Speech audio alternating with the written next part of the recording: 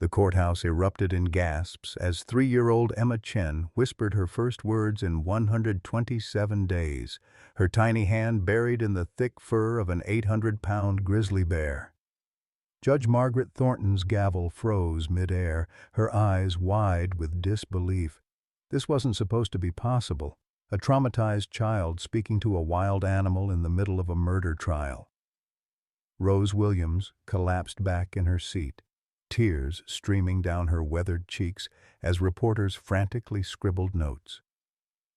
The bailiff's hand instinctively moved toward his radio, while Bruno, the massive bear, positioned himself protectively between Emma and the packed gallery. The little girl, who had been silent since witnessing her father's brutal murder, was now the courthouse's only hope for justice. Her grandmother remembered Michael's last words about special animals who see the truth in people. "Clear the gallery immediately," Judge Thornton commanded, though her voice betrayed her own amazement. Could an innocent child and a rescued bear really solve the most important case in Pine Valley's history?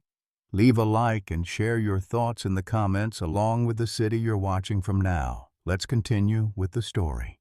6 months before that impossible moment in the Pine Valley courthouse, the quiet streets of this Oregon town were shattered by a tragedy that would change everything. Michael Chen, a 35-year-old wildlife conservationist with gentle eyes and calloused hands from years of outdoor work, lay dead on his kitchen floor. The single gunshot wound to his chest told a story of violence that seemed impossible in a place where neighbors still left their doors unlocked and children rode bicycles until sunset. Michael had been more than just a father to 3-year-old Emma Chen. After losing his wife Sarah in a car accident 2 years earlier, he had transformed himself into both mother and father, learning to braid tiny pigtails and sing lullabies with the same dedication he once reserved for protecting endangered species. His modest home on Maple Street was filled with Emma's artwork, wild, colorful drawings of animals that covered every available surface like declarations of joy. The crime scene painted a picture that never quite made sense. Police found signs of a burglary, but Michael's wallet containing $127 remained untouched on the counter. His laptop was missing along with some jewelry, but expensive camera equipment sat undisturbed in plain sight. Most puzzling of all was the discovery of Emma herself, found hours later still hiding under the kitchen table, her small body rigid with shock, her voice completely gone. Emma Chen had been a chatterbox before that terrible night. At 3 years old, she spoke in full sentences that amazed her preschool teachers and delighted her doting grandmother. She inherited her father's love for animals and her mother's artistic spirit, spending hours drawing elaborate scenes of families of bears, wolves, and eagles living in perfect harmony. But after witnessing her father's murder, Emma retreated into a silence so complete that doctors worried she might never speak again. Into this tragedy stepped Rose Williams, Michael's 78-year-old mother-in-law, a woman whose weathered hands told stories of decades spent teaching kindergarten in Pine Valley's single elementary school.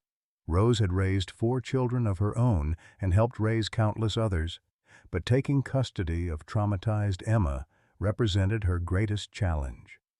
Living on a fixed Social Security income of $847 per month, Rose faced impossible choices daily, rationing her diabetes medication to afford Emma's therapy sessions, choosing between heating bills and groceries, watching her granddaughter retreat further into silence with each passing week. Meanwhile, 200 miles away in the Cascade Mountains, an 800-pound grizzly bear named Bruno lived a different kind of recovery story at the Cascade Wildlife Sanctuary. 5 years earlier, wildlife officers had rescued Bruno from an illegal circus operation where he had been kept in a cage barely large enough for his massive frame. His back bore permanent scars from whips and cattle prods, and his amber eyes held the wariness of an animal that had learned to expect cruelty from humans.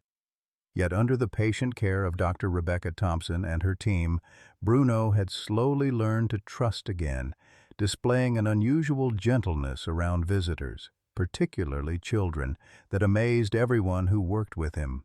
The morning of Emma's scheduled testimony arrived with the kind of crisp autumn air that made Pine Valley look like a postcard. But inside the courthouse, tension thick as fog had settled over everyone present. For 127 days, Emma Chen had not spoken a single word, communicating only through drawings that grew darker and more fragmented with each therapy session. Dr. Rebecca Hayes, the child psychologist assigned to Emma's case, had spent weeks trying every technique in her considerable arsenal, but the little girl remained locked in silence, trapped behind walls of trauma that seemed impenetrable. Sarah Mitchell, the ambitious young prosecutor who had staked her career on this case, paced the marble floors outside the courtroom like a caged animal. Without Emma's testimony, she had circumstantial evidence at best. Marcus Thompson found with Michael Chen's watch, a history of burglary and opportunity. But Thompson's story, wild as it sounded, had enough holes to drive reasonable doubt through. He claimed someone had given him the watch after Michael was already dead, but with no other witnesses and Emma unable to speak, Sarah faced the very real possibility of watching a killer walk free. "She's just not ready," Dr. Hayes said for the third time that morning, her voice heavy with professional disappointment. "Forcing her to testify in this state could cause permanent psychological damage. The trauma is too fresh, too severe." Rose Williams, clutching her worn leather purse with arthritic fingers, listened to the adults discuss her granddaughter's fate with the quiet desperation of someone who had already lost too much. It was then that Dr. Hayes mentioned something that would change everything. "There is one approach we haven't tried," she said hesitantly, glancing around the small conference room where they had gathered. Animal-assisted therapy has shown remarkable results with traumatized children. There's a sanctuary about 3 hours from here that specializes in rescued wildlife. They have a bear, Bruno, who has worked with trauma victims before. Rose's eyes lit up with something approaching hope for the first time in months. "Michael used to tell Emma stories about a special bear," she said softly. "He did volunteer work with animal rescue groups. Always said animals could heal hearts that people couldn't reach." Sarah Mitchell felt a spark of desperate inspiration. It was unconventional, potentially controversial, but it was also their last chance. The emergency motion filed 2 hours later sent shockwaves through the legal community. Request for emotional support, animal in criminal proceedings, had never appeared on Judge Margaret Thornton's docket in her 43 years on the bench. The courtroom erupted when the motion was read aloud. Defense attorney David Hartwell shot to his feet, his face flushed with indignation. "Your Honor, this is absolutely unprecedented," Hartwell's voice carried across the packed courtroom. "We're talking about a murder trial, not a therapy session. Bringing a wild animal into these proceedings would be dangerous, disruptive, and frankly ridiculous. This court cannot set such a precedent based on desperate prosecution tactics." But Judge Thornton had seen something in Emma's eyes during the brief preliminary hearing that reminded her of her own grandson, lost 3 years ago to a drunk driver. The same wide-eyed terror, the same retreat from a world that had suddenly become unsafe. "Mr. Hartwell," she said quietly, "in 4 decades on this bench, I've learned that sometimes the law must serve justice, not the other way around. This child is our only witness to a brutal murder. If an unconventional approach helps her find her voice, then we have a moral obligation to try." The gallery buzzed with whispered arguments. Animal rights supporters who had driven in from Portland sat beside legal purists who viewed the proceedings with skepticism.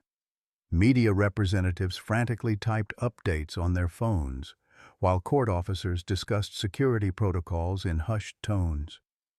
Emma sat beside her grandmother, small and still, seemingly unaware that her silence had sparked a legal revolution. When the courthouse doors opened 3 hours later to admit Bruno, escorted by Dr. Thompson and 2 trained handlers, the collective intake of breath was audible. The massive grizzly bear, wearing a specially designed vest that identified him as a certified therapy animal, moved with surprising grace down the center aisle. His amber eyes scanned the room with calm intelligence, taking in the crowd of humans with the patient dignity of an animal who had learned to trust again after unspeakable suffering. Emma's reaction was immediate and miraculous. For the first time in 127 days, she moved voluntarily, slipping from her grandmother's side to approach the enormous bear without hesitation or fear. Bruno, as if sensing the fragility of the moment, lowered himself to the floor and waited with perfect stillness as tiny hands reached out to touch his thick fur. The courtroom held its breath as Emma pressed her face against Bruno's neck and whispered her first words in over 4 months. "Are you the bear my daddy helped?" The sound of Rose Williams sobbing with relief echoed through the suddenly silent courtroom, and Judge Thornton knew that justice, however unconventional its form, had just walked through her door. The second day of trial dawned with a media circus that transformed Sleepy Pine Valley into the center of national attention. News vans lined the courthouse steps, and reporters thrust microphones toward anyone willing to discuss the Bear Trial, as it had already been dubbed across social media. Inside the courthouse, however, a quiet miracle was unfolding that had nothing to do with spectacle and everything to do with the fragile connection between a traumatized child and a gentle giant who understood her pain. Emma arrived that morning holding her grandmother's weathered hand, but her eyes immediately sought Bruno, who waited beside the witness chair with the patient dignity that had made him legendary among the sanctuary staff. The massive bear had spent the night in a specially prepared holding area adjacent to the courthouse, with Dr. Thompson monitoring his stress levels and ensuring his comfort. When Emma approached, Bruno's amber eyes focused on her with an intensity that seemed almost human, and she settled beside him with the natural ease of a child who had found her protector. Sarah Mitchell began her questioning with the gentle precision of someone who understood that she was handling the most delicate evidence of her career. "Emma, can you tell Bruno what you remember about the night your daddy was hurt?" she asked softly, kneeling beside the witness chair to stay at the child's eye level. Emma turned to whisper something in Bruno's ear, her small hand buried in the thick fur of his neck, and the courtroom waited in absolute silence. "Bruno wants to know too," Emma said finally, her voice still barely above a whisper but carrying clearly in the hushed space.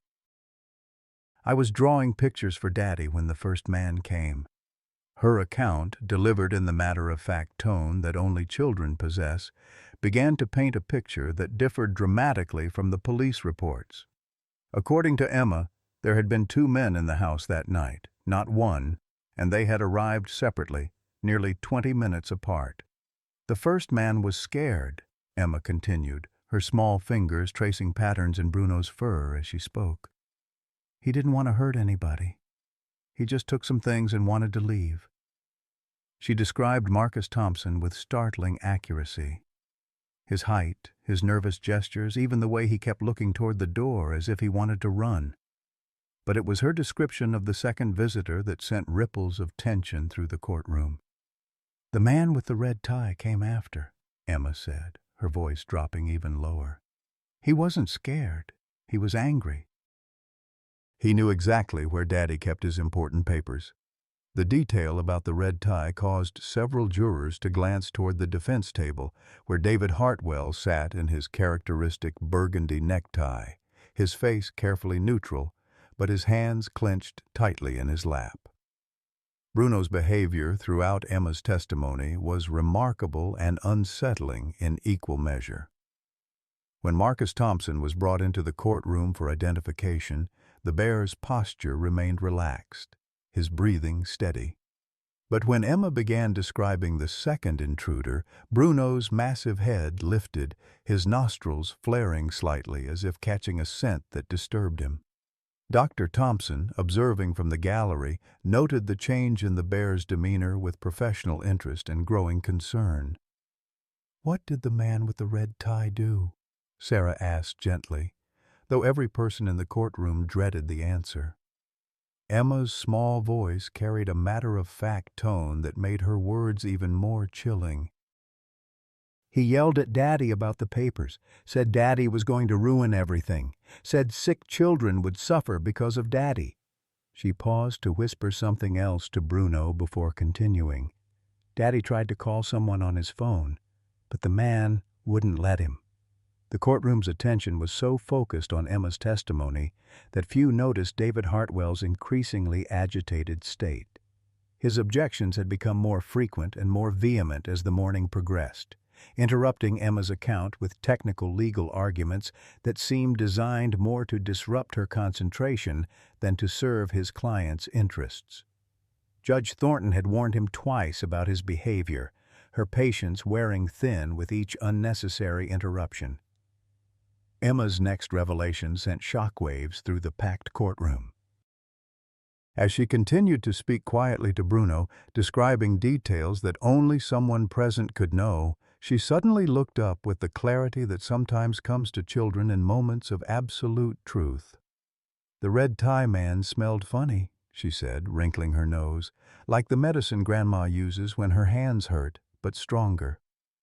Several jurors exchanged glances, recognizing the description of the arthritis cream that many elderly residents of Pine Valley used, but it was Bruno's reaction that proved most compelling.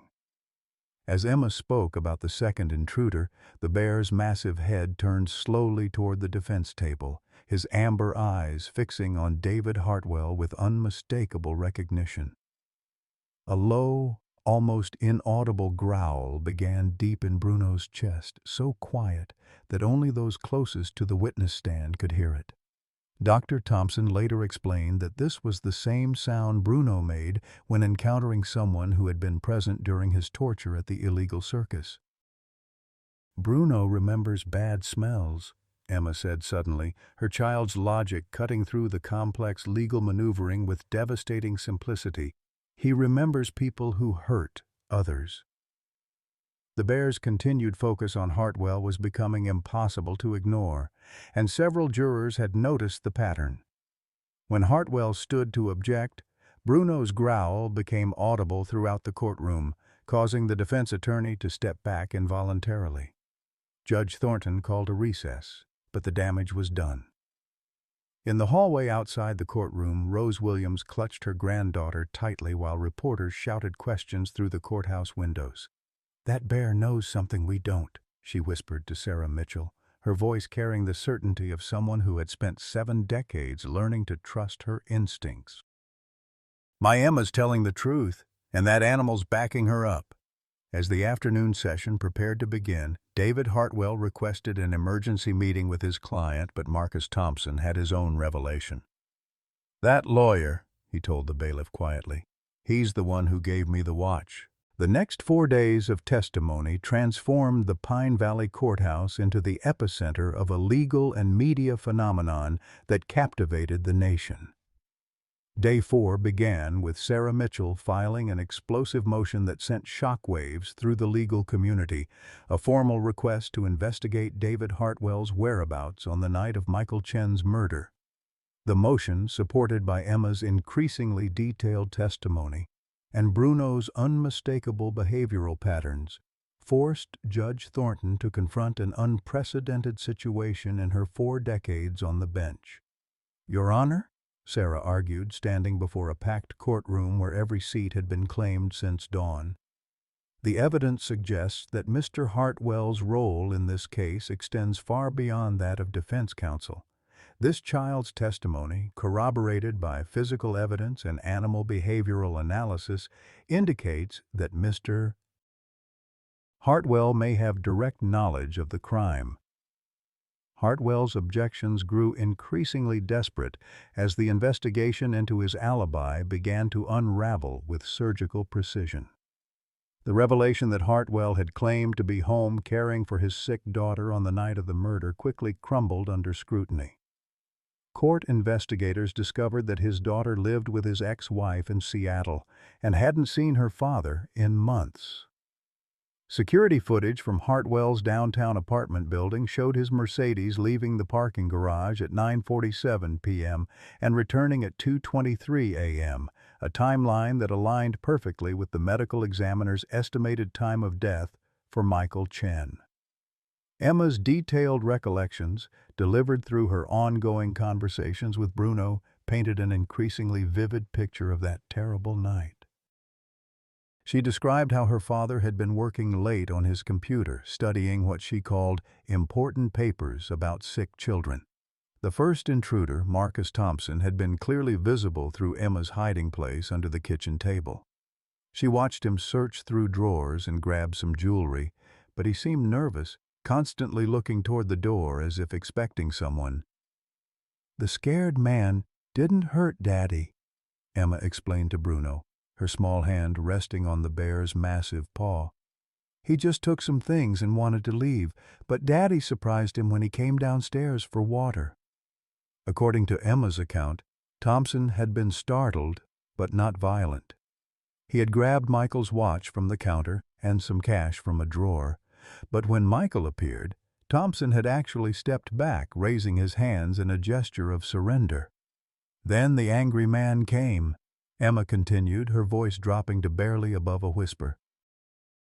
Bruno's response to this part of her testimony was immediate and unmistakable. The bear's massive body tensed, his amber eyes scanning the courtroom before fixing on David Hartwell with laser intensity. The growl that emanated from deep in Bruno's chest was so low it was felt more than heard, vibrating through the floorboards of the old courthouse. The second man, according to Emma, had entered through the front door using a key, moving through the house with the confidence of someone familiar with its layout. "He knew where Daddy kept his special papers," Emma told Bruno, describing how the intruder had gone directly to Michael's home office. "He was looking for something important, something that made him very angry when he couldn't find it." Dr. Thompson's professional analysis of Bruno's behavior provided crucial context for the jury.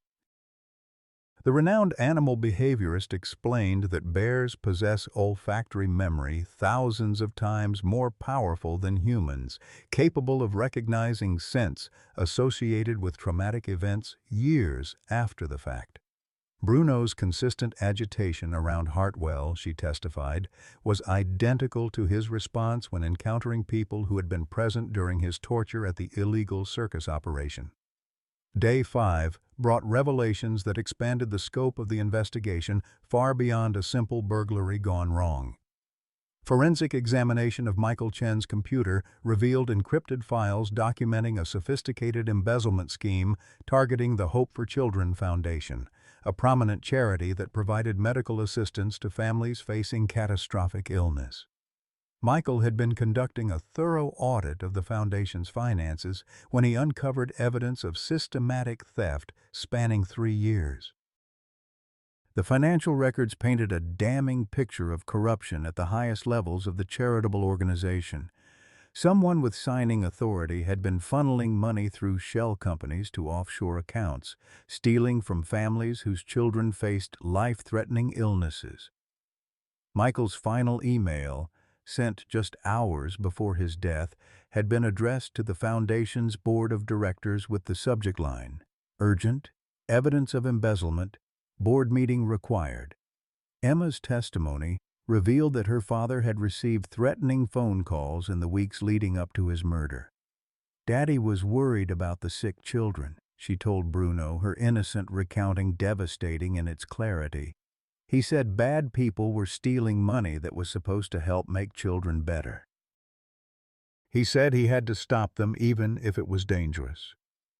Rose Williams confirmed that Michael had seemed increasingly anxious, often working late into the night on what he called important work for children who needed help. The investigation into David Hartwell's personal finances revealed a pattern of financial desperation that provided a compelling motive for his involvement in the embezzlement scheme. Bank records showed that Hartwell had faced crushing medical bills totaling over $180,000 related to his daughter's leukemia treatment between 2019 and 2020. Insurance claims had been repeatedly denied, forcing Hartwell to liquidate his retirement savings, take multiple loans against his home, and eventually declare personal bankruptcy. Day 6 brought the most emotionally devastating testimony of the trial when the court learned about Hartwell's daughter, Lily, who had died of leukemia at the age of 6 in 2020. Hospital records revealed that Hartwell had desperately sought experimental treatments not covered by insurance, spending his life savings in a futile attempt to save his child's life. The parallels to Emma's situation were not lost on anyone in the courtroom. Both were young children who had lost parents. Both were connected to tragedies that could have been prevented. Emma's grandmother Rose took the stand on Day 7, her testimony providing crucial background about Michael's character and his dedication to protecting vulnerable children. At 78 years old, Rose commanded the courtroom's attention with the quiet authority of someone who had spent decades teaching children and recognizing truth when she heard it. Her weathered hands gripped the witness stand as she described the son-in-law who had become like her own child after her daughter's death. Michael was the kind of man who couldn't walk past suffering without trying to help, Rose testified, her voice carrying the weight of recent grief but also unwavering conviction. He told me just days before he died that he had uncovered something terrible, something that was hurting children whose families trusted people to help them. He said he couldn't live with himself if he didn't try to stop it. Rose's testimony revealed that Michael had been planning to present his evidence to federal authorities the week after his murder. He had scheduled meetings with FBI investigators and had prepared a comprehensive report documenting the embezzlement scheme. He told me that some very powerful people were going to be angry with him, Rose said, tears flowing freely down her cheeks. But he said those sick children deserved better. He said their families deserved the truth. The emotional climax of Rose's testimony came when she addressed the court directly about her granddaughter's miraculous recovery. For 127 days, I watched that little girl disappear into herself, she said, her voice breaking. The light went out of her eyes, and I thought we'd lost her forever. But that bear, that gentle giant sitting right there, he brought her back to us. If you want to know what truth looks like, look at the connection between a traumatized child and an animal who understands her pain. Bruno's behavior throughout the week had become a central focus of the trial, with Dr. Thompson providing detailed analysis of the bear's responses to different people and situations. She explained that Bruno had been trained to detect stress, fear, and aggression through subtle changes in human scent and behavior. His calm demeanor around Marcus Thompson contrasted sharply with his increasing agitation whenever David Hartwell spoke or moved. Bears are not capable of deception, Dr. Thompson testified. They respond to what they sense, not what they think they should sense. Bruno's consistent reaction to Mr. Hartwell indicates the presence of stress markers associated with guilt, fear, and recent exposure to violence. These are the same behavioral patterns we observed when Bruno encountered his former abusers. Marcus Thompson's cooperation with investigators provided the final pieces of the puzzle. Under oath, he described his encounter with Hartwell at 2:30 a.m. on the night of the murder. Hartwell had approached him outside a downtown bar, claiming to have found some jewelry and a watch that he wanted to sell quickly. Thompson, thinking he was being offered stolen goods from a routine burglary, had agreed to take the items for $500. He was shaking, Thompson testified. His clothes were dirty, and there was something dark on his sleeve that looked like blood. He kept looking over his shoulder like someone was following him. I thought he was just nervous about fencing stolen goods, but now I realize he had just killed someone. As the first week of testimony concluded, The case against Marcus Thompson was crumbling, while evidence mounted against the very man who was supposed to defend him. Judge Thornton found herself presiding over a trial that had evolved into something unprecedented in legal history, a case where an animal's instincts and a child's innocent truth were exposing corruption that reached far beyond a single act of violence. The weekend recess gave the media time to dissect every moment of testimony, but inside the courthouse, Emma continued her quiet conversations with Bruno, unaware that their unlikely partnership was rewriting the rules of justice itself. As Rose tucked her granddaughter into bed on Sunday night, Emma looked up with the clear eyes of a child who had found her voice again.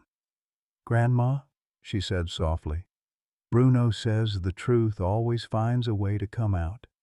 He says Daddy would be proud of us for being brave." Rose kissed her granddaughter's forehead, marveling at the resilience of childhood and the healing power of unconditional love, even when it came from the most unexpected source. Day 8 of the trial arrived with an electricity in the air that seemed to charge every molecule in the Pine Valley courthouse. National media had descended upon the small Oregon town in unprecedented numbers, with news trucks lined up for 3 blocks and reporters broadcasting live updates from the courthouse steps. Inside, the atmosphere was thick with anticipation as Sarah Mitchell prepared to ask the question that everyone knew was coming, but no one quite believed they would hear. Emma entered the courtroom that morning with a confidence that hadn't been there just days before. The little girl who had been silent for 127 days now walked with purpose, her small hand reaching immediately for Bruno's massive form as she took her place beside the witness chair. The bear, sensing the gravity of the moment, positioned himself between Emma and the rest of the courtroom with protective instincts that had become legendary among the court officers who had witnessed their extraordinary bond develop over the past week. Judge Margaret Thornton surveyed the packed courtroom with the weary eyes of someone who had seen too much in her 4 decades on the bench, yet still held hope that justice could prevail. The gallery was filled beyond capacity, with standing room only for those fortunate enough to gain admittance. Rose Williams sat in the front row, her arthritis-gnarled hands clasped so tightly around her rosary beads that her knuckles had turned white. "Emma," Sarah Mitchell began, her voice carrying clearly through the hushed courtroom, "today I need you to be very brave. Can you look around this room and tell Bruno if you see the man who hurt your daddy?" The prosecutor's heart hammered against her ribs as she posed the question that would either vindicate weeks of unconventional legal strategy or destroy her career in spectacular fashion. Emma's eyes began a careful scan of the courtroom, her small hand buried deep in Bruno's thick fur as if drawing strength from his steady presence. The silence was so complete that the ticking of the ancient courthouse clock seemed to echo like thunder. Jurors leaned forward almost imperceptibly, while reporters held their breath, fingers poised over keyboards and notepads. Marcus Thompson stood as requested when Emma's gaze reached the defendant's table. For a long moment the little girl studied the man who had been accused of murdering her father, her expression serious and contemplative. Then, with the clarity that only children possess, she shook her head decisively. "Not him," she said firmly. "He was scared too. He didn't want to hurt Daddy." The gallery erupted in whispers that Judge Thornton quickly silenced with a sharp rap of her gavel. But Emma wasn't finished with her assessment. Her eyes continued their journey around the courtroom, past the jury box, past the court reporters, past the packed gallery of observers. Bruno's massive head had begun to turn as well, his amber eyes following some scent or instinct that only he could perceive. It was then that Emma's gaze fell upon the defense table, where David Hartwell sat with his characteristic burgundy necktie and perfectly pressed suit. The change in both Emma and Bruno was immediate and unmistakable. The little girl's body tensed, Her breathing became shallow, and her free hand instinctively moved to cover her eyes as if trying to block out a terrible memory. Bruno's reaction was even more dramatic. The massive bear rose to his full height, his enormous frame casting a shadow across half the courtroom. A low, rumbling growl began deep in his chest, growing in intensity as his amber eyes fixed on Hartwell with laser-like focus. The sound was primal, threatening, and absolutely terrifying to everyone present except for Emma, who seemed to draw comfort from the bear's protective fury. "That's him!" Emma's voice cut through the courtroom like a blade, high and clear and absolutely certain. Her small finger pointed directly at David Hartwell, unwavering in its accusation. "That's the man with the red tie! That's the man who hurt my daddy!" The words seemed to hang in the air for a moment, before chaos erupted throughout the courthouse. Gasps and shouts filled the air as spectators jumped to their feet, some in shock, others in vindication. Judge Thornton's gavel hammered repeatedly against the sound block as she fought to maintain order. "Order! Order in this court!" Her voice boomed over the din, but the damage was done. The impossible had happened. A 3-year-old child and a rescued bear had just identified the defense attorney as the real killer. David Hartwell's reaction was immediate and explosive. He shot to his feet, his face flushed red with what appeared to be genuine outrage and panic. "This is absolutely insane," he shouted, his voice cracking with emotion. "Your Honor, you cannot possibly allow this travesty to continue. I am a member of the bar. I am an officer of this court. You're taking the word of a traumatized child and a wild animal." But even as Hartwell protested his innocence, his body language told a different story. His hands shook visibly as he gathered his papers, sweat beaded on his forehead despite the cool temperature of the courtroom, and his eyes darted toward the exits as if calculating escape routes. Court security officers, responding to Bruno's continued aggressive posturing, began moving quietly into position. Emma, meanwhile, had buried her face against Bruno's neck, her small body trembling with the effort of confronting the man who had destroyed her world. "He said bad things to Daddy," she whispered to the bear, her voice barely audible but somehow carrying to every corner of the silent courtroom. "He said Daddy was selfish. He said the papers didn't matter. But Daddy said they did matter because they would help sick children." Bruno's protective instincts reached a crescendo as he positioned his massive body as a barrier between Emma and Hartwell. The bear's growls had attracted the attention of Dr. Thompson, who rose from her seat in the gallery to observe her patient's behavior. What she saw confirmed her worst fears and greatest hopes simultaneously. Bruno was exhibiting the exact same behavioral patterns he had shown when confronted with the circus handlers who had tortured him years earlier. "The scent markers are identical," Dr. Thompson would later testify. "Bruno is responding to stress pheromones associated with guilt, fear, and recent exposure to violence. His protective behavior toward Emma indicates he perceives an active threat from Mr. Hartwell." Sarah Mitchell, realizing that the moment she had built her entire case around was unfolding before her eyes, moved quickly to capitalize on the revelation. "Let the record reflect that the witness has identified David Hartwell as the perpetrator," she announced clearly, her voice cutting through the ongoing chaos. "The same David Hartwell who claimed to be defending the man he framed for this murder." Judge Thornton, recognizing the historic nature of the moment while struggling to maintain legal protocol, called for an immediate recess. But before the courtroom could empty, Marcus Thompson himself rose from the defendant's table, his face a mixture of relief and vindication. "That's him!" Thompson shouted, pointing at Hartwell. "That's the man who gave me the watch. He said the owner was dead.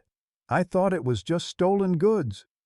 The revelation sent another shockwave through the already stunned courtroom.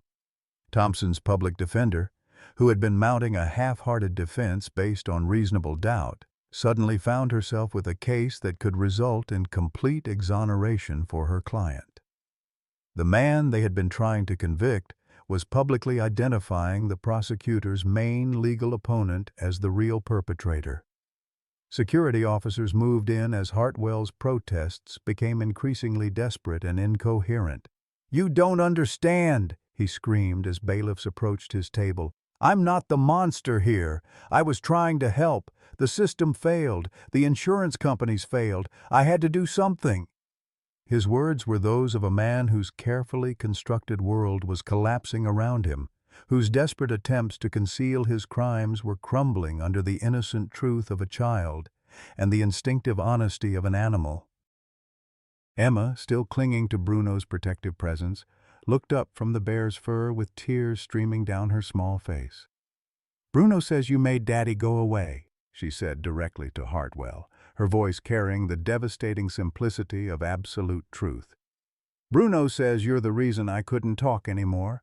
But Bruno helped me find my voice again, and now everyone knows what you did."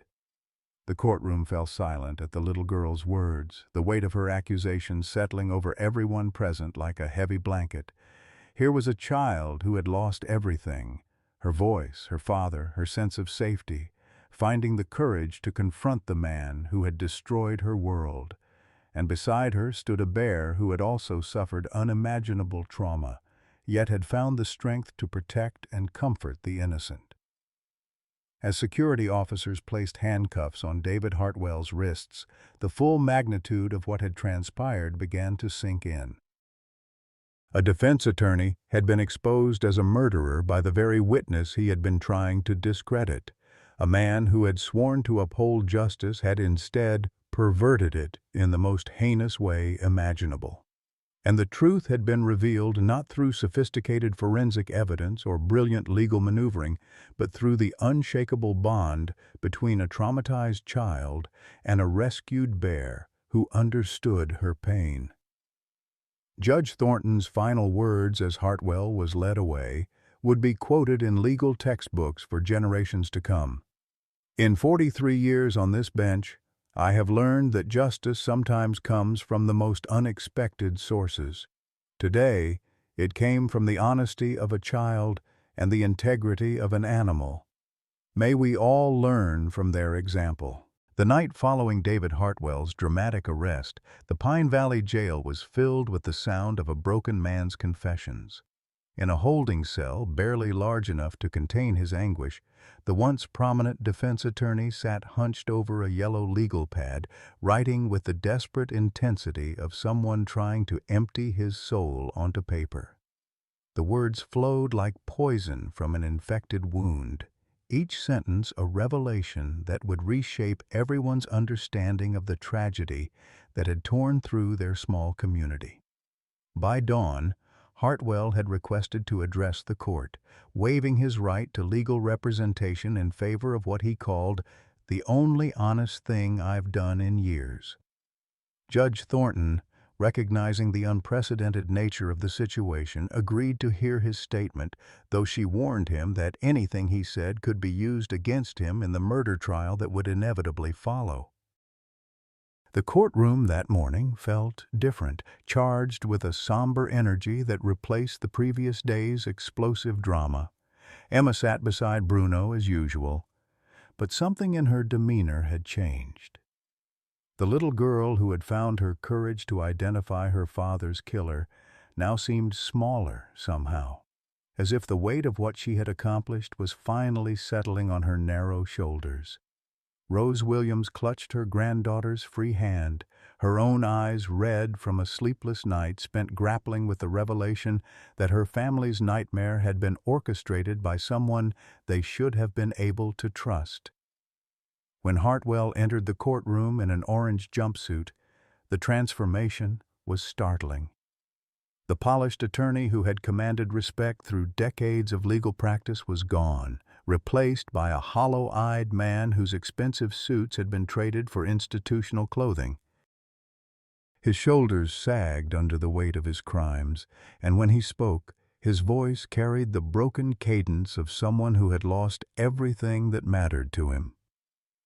6 years ago, Hartwell began, his words barely audible in the hushed courtroom, I had everything a man could want. A beautiful wife named Jennifer, a brilliant daughter named Lily who was the light of my world, and a career that gave me purpose and respect in this community. He paused, gathering strength for what everyone sensed would be a devastating confession. Lily was 3 years old when she was diagnosed with acute lymphoblastic leukemia, the same age as Emma, sitting right there with that gentle bear who saw through my lies. The parallel between the two little girls was not lost on anyone present. Emma shifted closer to Bruno, perhaps sensing the pain in the man who had destroyed her world, while Rose Williams found herself fighting an unexpected surge of sympathy for the father who had lost his child to disease rather than violence. Hartwell's voice grew stronger as he continued, fueled by the desperate need to make someone understand the path that had led him to murder. The medical bills came like an avalanche, $180,000 in the first year alone for treatments that our insurance company called experimental and refused to cover. We mortgaged our house, cashed in our retirement accounts, borrowed against everything we owned, and still, it wasn't enough. The financial desperation that had driven Hartwell to his first crime was laid bare in excruciating detail. He described watching his daughter suffer through chemotherapy while fighting insurance companies that seemed determined to deny every claim. He spoke of the experimental treatment center in Houston that promised hope for $75,000 that they didn't have, and the growing certainty that the system designed to help sick children was instead allowing them to die for profit. I started taking money from the Hope for Children Foundation because I told myself I was borrowing it, Hartwell continued, his voice breaking. Just enough to pay for Lily's treatment, and then I would pay it back when the insurance appeals went through. But the appeals never succeeded, and Lily got sicker, and I took more money because watching your child die while you have the power to save her changes something fundamental in your soul. Emma's quiet sobs punctuated Hartwell's confession, and Bruno shifted protectively closer to her, his massive presence a comforting barrier between the little girl and the pain that filled the courtroom. Dr. Thompson, observing from the gallery, noted how the bear's behavior had changed since Hartwell's confession began. The aggressive posturing was gone, replaced by the kind of gentle protectiveness that Bruno showed toward all wounded creatures. The trajectory of Hartwell's descent into corruption accelerated as Lily's condition worsened. What had begun as desperate borrowing became systematic embezzlement as he diverted funds from the charity's accounts to pay for increasingly expensive treatments. The Foundation's board, trusting their longtime legal counsel, rarely questioned his financial decisions, allowing him to steal over $2.3 million across 3 years. But none of it mattered, Hartwell whispered, his voice barely carrying to the back of the courtroom. Lily died anyway, 6 years old in a hospital room that cost $3,000 a day, surrounded by machines that couldn't save her despite everything I had sacrificed to pay for them. And after she was gone, I couldn't stop stealing because stopping would mean admitting that I had become a monster for nothing. The courtroom sat in stunned silence as Hartwell described the aftermath of his daughter's death. His wife Jennifer, unable to cope with both grief and the revelation of his crimes, had left him, taking their remaining dignity with her. Alone with his guilt and his stolen money, Hartwell had continued embezzling from the Foundation, telling himself that he was entitled to compensation for his suffering, while knowing that he was stealing from other families facing the same impossible choices he had confronted. Michael Chen's investigation had begun as a routine audit, Hartwell explained, but Michael's dedication to protecting vulnerable families had led him to dig deeper than anyone else had bothered to look. "He found everything," Hartwell said, his voice filled with the resignation of a man who had run out of places to hide. "Every falsified document, every diverted payment, every family I had robbed of the help they desperately needed. He called me the night he died and said he was going to the FBI in the morning. The fatal confrontation between the two men had begun as a desperate attempt at negotiation. Hartwell had gone to Michael's house hoping to convince him to delay his report, to give him time to return the money, or find some way to minimize the damage. But Michael Chen, driven by his unshakable commitment to protecting children, had refused to compromise with someone who was stealing from families facing their darkest hours. "I brought the gun to scare him," Hartwell admitted, his voice dropping to barely above a whisper. "I thought if he understood how desperate I was, if he knew that exposing me would destroy what was left of my life, he might give me more time. But Michael was a good man, a better man than I had any right to expect mercy from. He said the children came first, that justice came first, that no amount of personal suffering justified stealing from families who trusted us to help them." The moment of violence that had shattered two families was described with clinical precision that made it somehow more horrifying. When Michael had reached for his phone to call the FBI immediately, Hartwell had panicked, pulling the trigger in a split second of desperation that had transformed him from a thief into a murderer. The sound of the gunshot, he said, had been immediately followed by the sound of a child crying, and the realization that Emma had witnessed everything. "I heard her under that table," Hartwell said, tears flowing freely down his cheeks, "crying for her daddy. And I knew I had just done to another family what leukemia had done to mine. I had made another little girl an orphan, stolen another father from a child who needed him. But I was too much of a coward to turn myself in, too afraid of losing everything I had left." The elaborate cover-up that followed had involved staging the burglary and manipulating Marcus Thompson into taking possession of Michael's watch and jewelry. Hartwell had used his legal knowledge to construct a case against Thompson while simultaneously defending him, ensuring that the investigation never looked too closely at the financial motive that had driven the real crime. As Hartwell's confession concluded, Emma stood up in her chair and looked directly at the man who had destroyed her world. "Your little girl would be sad that you hurt my daddy," she said, with the devastating honesty that only children possess. "Bruno says hurting people doesn't make the hurt inside go away. It just makes more hurt for everyone." The courtroom sat in absolute silence as the wisdom of a 4-year-old and the compassion of a rescued bear offered the only response that mattered to a man who had lost his way in grief and desperation. In the days following David Hartwell's devastating confession, the investigation expanded far beyond the walls of the Pine Valley Courthouse, revealing a web of corruption and systemic failure that stretched across multiple states and affected thousands of families. FBI agents descended upon the Hope for Children Foundation's headquarters in Portland, armed with search warrants and forensic accountants who began the painstaking process of unraveling 3 years of sophisticated financial manipulation. What they discovered painted an even more disturbing picture than anyone had imagined. Hartwell's embezzlement, while substantial, was just one tentacle of a massive fraud scheme that had systematically looted charitable foundations across the Pacific Northwest. The foundation's chairman, William Morrison, had been running what federal prosecutors would later describe as a criminal enterprise masquerading as child welfare, using the suffering of sick children as cover for a multi-million-dollar money laundering operation. The revelation that Hartwell had been both perpetrator and victim in this scheme added layers of moral complexity that challenged everyone's understanding of justice and redemption.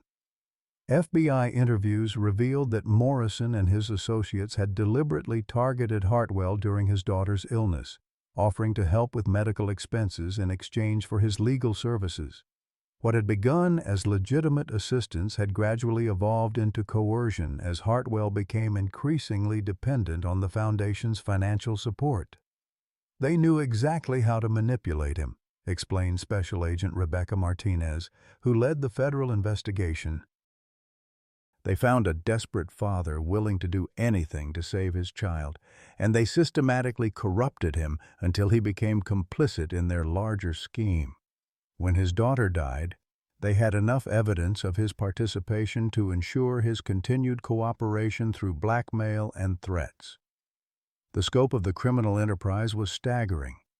Over a 5-year period, the network had stolen an estimated $47 million from charitable foundations designed to help families facing medical catastrophes.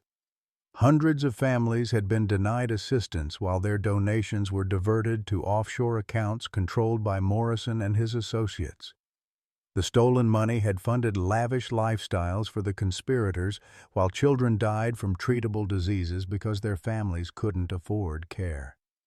Michael Chen's role in exposing this corruption proved to be far more significant than anyone had initially understood. His computer files, finally decrypted by federal forensic specialists, revealed that he had been conducting a comprehensive investigation into charitable fraud for nearly 2 years.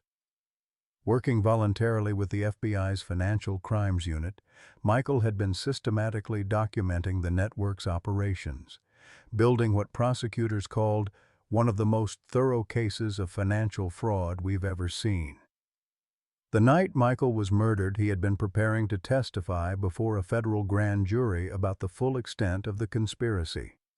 His death had not only silenced a key witness, but had also delayed the investigation by crucial months, allowing the conspirators to move additional millions of dollars beyond the reach of law enforcement. The murder, investigators now understood, had been ordered by Morrison to protect a criminal enterprise worth tens of millions of dollars.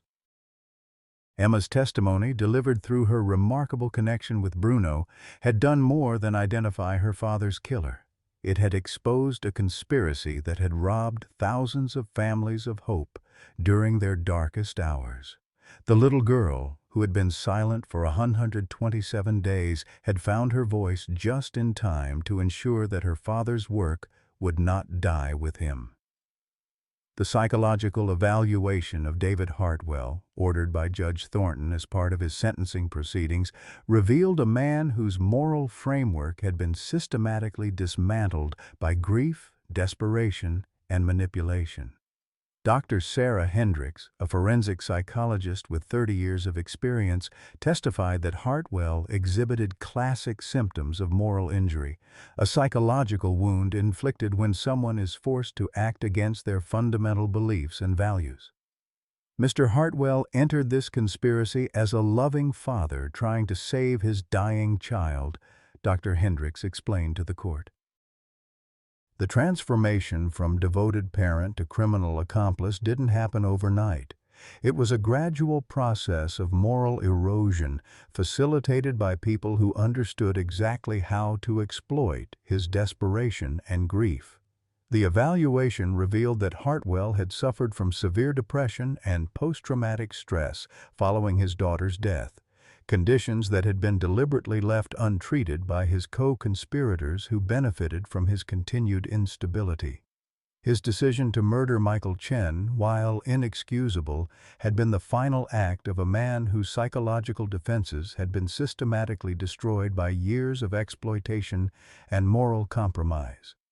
Emma's own psychological evaluation told a different but equally compelling story of trauma and resilience. Dr. Rebecca Hayes, who had worked with the little girl since the beginning, marveled at her recovery process. Emma's ability to process her trauma through her relationship with Bruno has been unprecedented in my experience, she testified.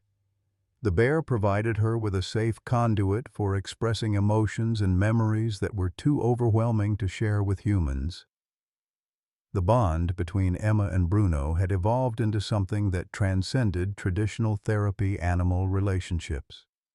Dr. Thompson explained that Bruno seemed to understand Emma's emotional needs on an almost intuitive level, responding to subtle changes in her stress levels and providing comfort precisely when she needed it most. Their connection had become a symbol of healing that resonated far beyond the courtroom. Rose Williams, whose quiet strength had anchored her granddaughter throughout the ordeal, found herself grappling with conflicting emotions as the full truth emerged. Her initial anger toward Hartwell had been tempered by understanding of his tragic circumstances, though she never wavered in her belief that justice must be served. "That man made terrible choices," she told reporters outside the courthouse. "But evil people used his love for his child to make him into something he never wanted to be." The community of Pine Valley, thrust into the national spotlight by the extraordinary trial, struggled to process the revelation that their trusted legal institution had harbored such deep corruption. The courthouse, where generations of families had sought justice, had been the site of a conspiracy that mocked everything they believed about fairness and protection of the innocent. But it was also where a little girl and a bear had demonstrated the power of truth to overcome even the most sophisticated deception. Local businesses began displaying signs reading, "Truth has no size," and "Courage comes in all forms," celebrating the unlikely heroes who had restored their faith in justice. The federal prosecution of the larger conspiracy moved forward with unprecedented speed, fueled by evidence that Michael Chen had gathered and testimony that Hartwell provided as part of his cooperation agreement. 7 additional defendants were indicted on charges ranging from wire fraud to racketeering, with prosecutors seeking sentences that would ensure none of them would ever again be in a position to exploit vulnerable families. The recovered funds, totaling over $23 million after federal seizure of offshore accounts, were placed in a victim compensation fund designed to provide assistance to families who had been denied help during the years of the conspiracy. Emma's college education fund was established with a portion of the recovered money, along with scholarships for other children who had lost parents to violent crime. Marcus Thompson, whose false conviction had been prevented by Emma's courageous testimony, was released from custody with all charges dropped. The young man who had been painted as a cold-blooded killer was revealed to be simply another victim of the conspiracy, manipulated into taking possession of evidence that would have destroyed his life. His gratitude toward Emma and Bruno was profound and permanent, leading him to become a volunteer at the Cascade Wildlife Sanctuary, where he worked to care for other rescued animals. The legal precedent established by Emma and Bruno's testimony reverberated through courts across the nation. The case became required reading in law schools and sparked legislation in 17 states establishing protocols for animal-assisted testimony in cases involving child witnesses. Judge Thornton, who had risked her reputation by allowing an unconventional approach to justice, found herself recognized as a pioneer in victim-centered jurisprudence. But perhaps the most significant revelation was the discovery of Michael Chen's final video message, recorded on his laptop just hours before his death. In the recording, a tired but determined man spoke directly to his daughter about the importance of standing up for people who couldn't protect themselves. "Emma, sweetheart," Michael's voice echoed through the hushed courtroom where his recording was played. "Daddy has to do something important tomorrow that might make some bad people very angry. But sometimes good people have to be brave to protect children who are sick and scared. If something happens to Daddy, I want you to remember that telling the truth is always the right thing to do, even when it's scary." As Emma listened to her father's words while sitting beside Bruno, the courtroom witnessed the final piece of her healing process.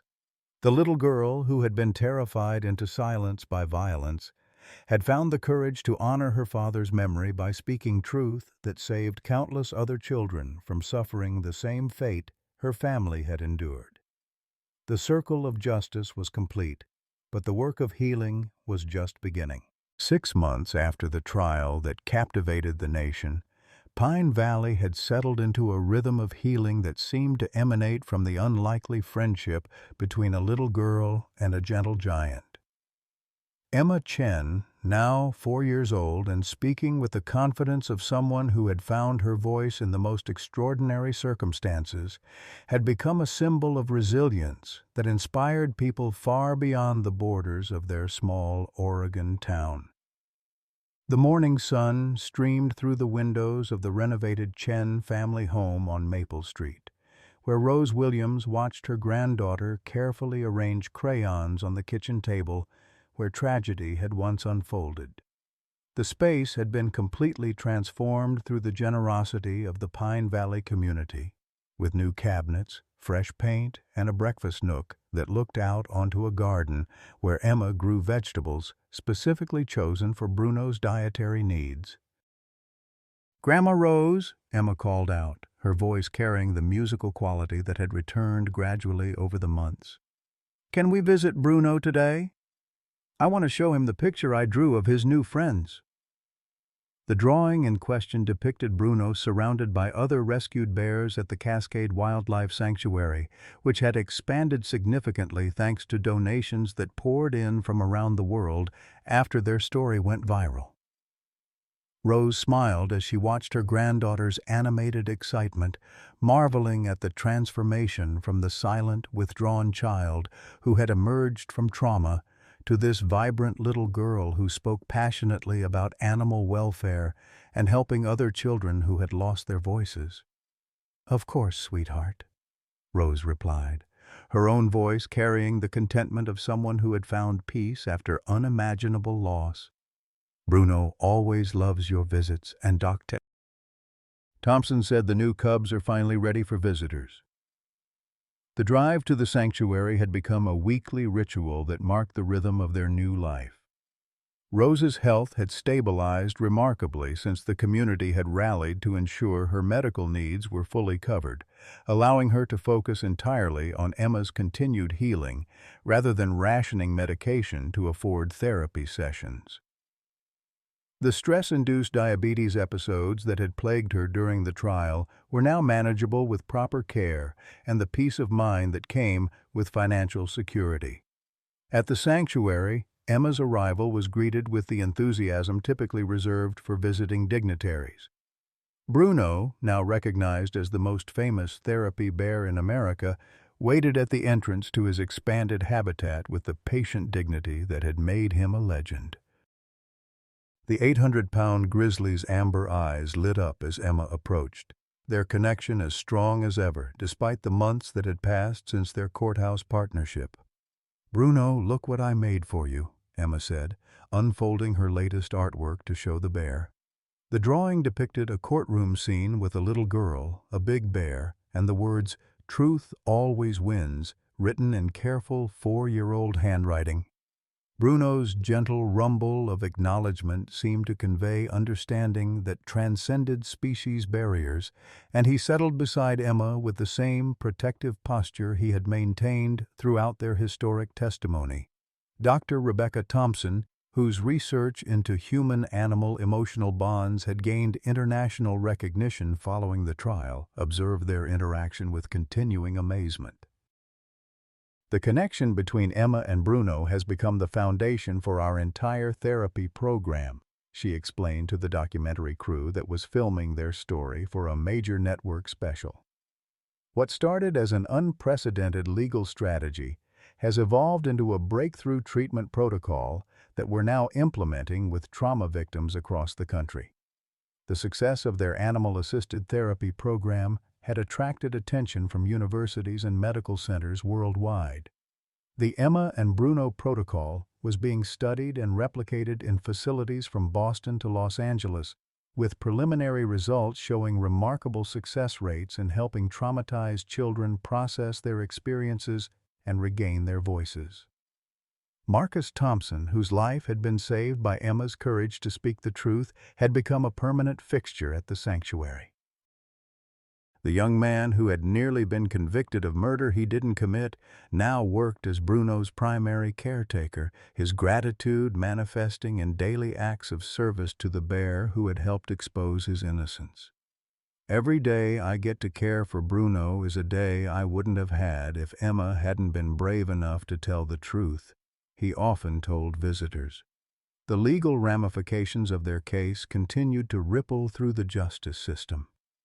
The Bruno's Law legislation, named in honor of the bear whose instincts had helped solve a murder, had been passed in 47 states, establishing protocols for animal-assisted testimony in cases involving child witnesses.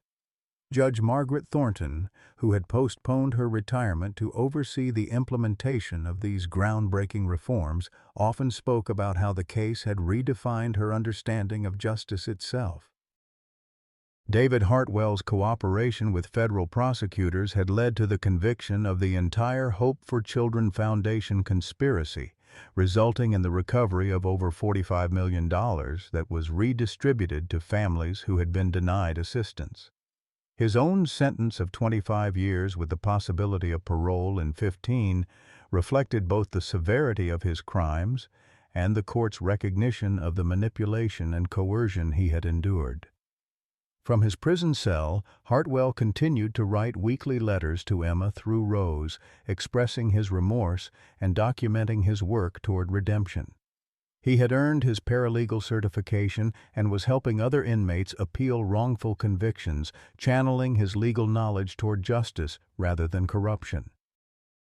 Rose, with the wisdom of someone who had seen both the depths of human failing and the heights of forgiveness, made sure Emma understood that people could change and that even those who had caused great harm could find ways to help others.